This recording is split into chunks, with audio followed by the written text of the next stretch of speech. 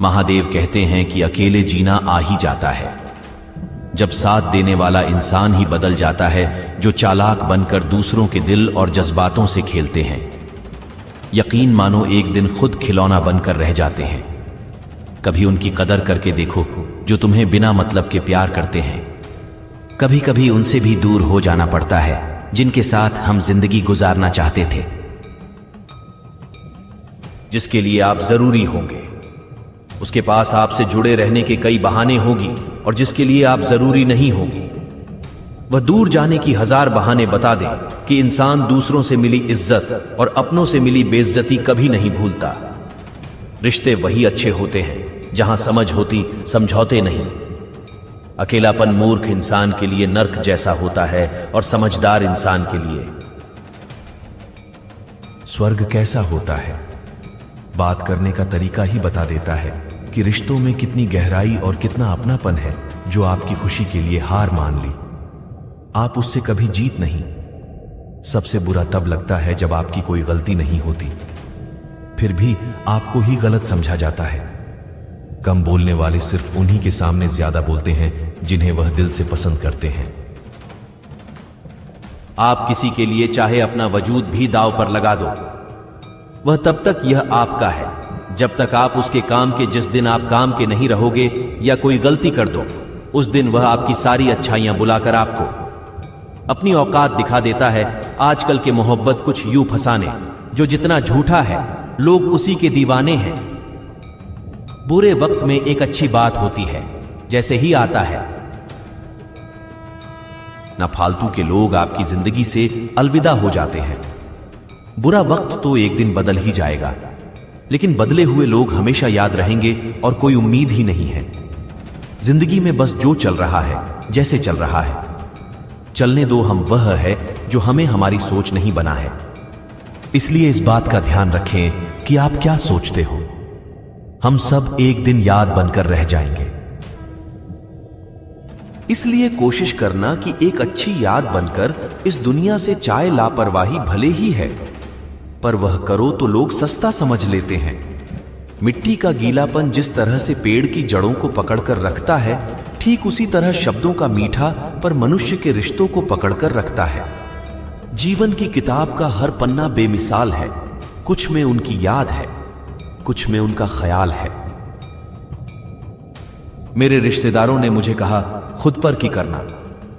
फिर मैंने उनसे पूछा कि आप मेरी तरह की सेवा होगी।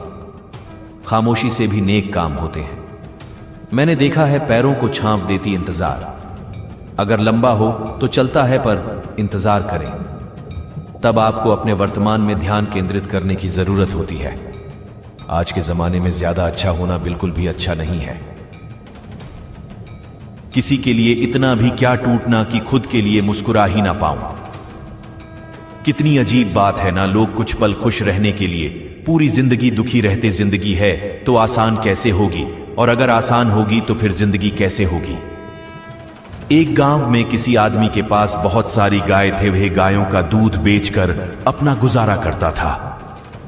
एक बार उनके गांव में कई महात्मा आए और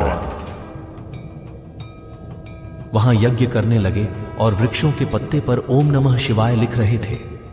वह व्यक्ति रोज अपनी गायों को चराने ले जाता था। एक दिन एक गाय ने ओम नमः शिवाय नाम लिखा, पता खा लिया। शाम को जब सभी गाय वापस अपने बारे में चली गई, तब वह गाय ओम नमः शिवाय बोले। अभी सारी भाई मुझसे बोली, ये तुम क्या बोल रही? तो वह बोली, ओम नमः शिवाय नाम रूपी पता मैंने खा लिया है। ऐसा लगता है यह नाम मेरे अंदर समा गया है, मेरा अहंकार चला गया है। ऐसा कहकर भागा। ओम नमः शिवाय, ओम नमः शिवाय नाम जपते सभी से बाहर कर देते हैं। तो उसने देखा कि वह गाय के बाहर खड़ी है। उसे वापस भाड़े के अंदर करते हैं, परंतु बाकी की गाय उसे सींग मारकर वापस बड़े के बाहर कर दी थी।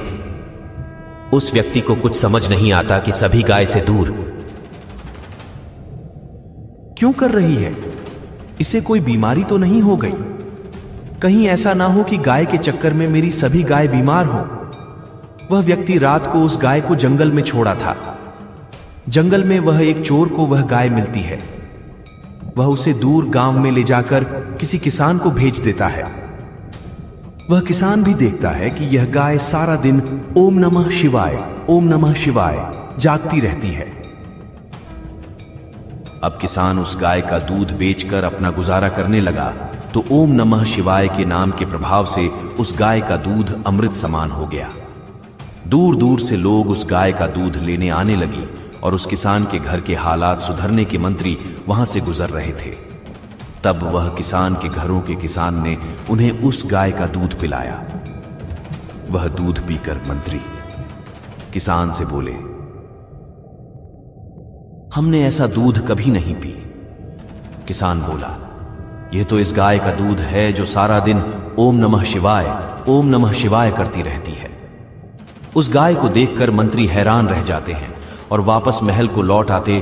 उन दिनों उस नगर की रानी बीमार थी कई वेदों के। बात भी ठीक नहीं हुई तो राजगुरु बोले कि रानी को तो भगवान ही बचा सकते हैं। तभी मंत्री ने राजा को उस गाय के बारे में बताएं। राजा को इस बात पर विश्वास नहीं हुआ।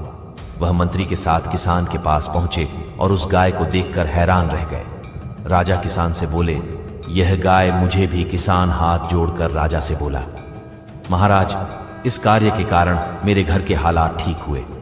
यदि यह गाय मैं आपको दे दूंगा तो मैं फिर से भूखा मरने लूंगा। राजा बोला, मैं आपको इस गाय के बदले इतना धन दूंगा कि आपकी गरीबी दूर हो जाएगी। तब किसान ने खुशी खुशी गाय को राजा को दे दिया। अब वह गाय महल में रानी के पास रहती है और ओम नमः शिवाय नाम का जाप करती रहती। ओम नमः शिवाय नाम की आपको सुनने से और उस गाय के अमृत रूपी दूध को पीने से रानी की सेहत सुधरने लगी और वो धीरे धीरे ठीक हो गई। अब राजमहल में राजा के साथ रहने लगी। उस गाय की संगत में सारा गांव ओम नमः शिवाय का नाम जाप करने लगा। ओम नमः शिवाय नाम के प्रभाव से एक पशु राजमहल के सुखों को भोगने लगे। इस कहानी समय क्या सीखने गाय ने महादेव। किस राज्य की संगति में जितने भी लोग आए उन सबका जीवन सुधर गया।